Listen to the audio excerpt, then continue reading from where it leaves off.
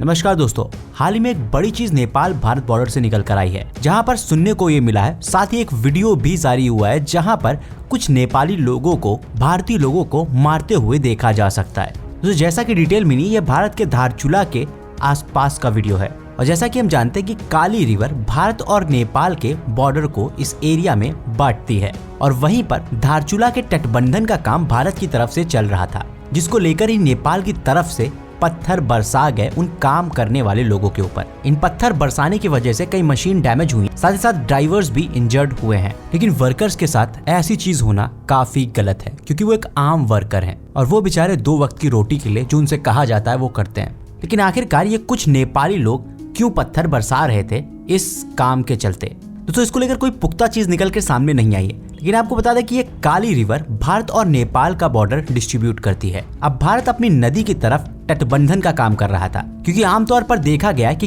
काली Gandaki river में बहुत भयंकर बाढ़ आती है, जिसके चलते बहुत सारे इलाके डूब जाते हैं। तो इसको लेकर भारत की तरफ से बाढ़ प्रबंधन का काम किया जा रहा था। वहीं इसको लेकर ही शायद नेपाली लोग नाराज नजर आए, क्योंकि अगर भारत की तरफ से बाढ़ प्रबंधन का काम हो जाएगा तो कहीं ना कहीं नेपाल की तरफ पानी और ज्यादा जाने के चांसेस हैं बाढ़ आने के समय। तो सही मायनों में भारत की तरफ से बाढ़ प्रबंधन का काम कोई बुरा काम नहीं है।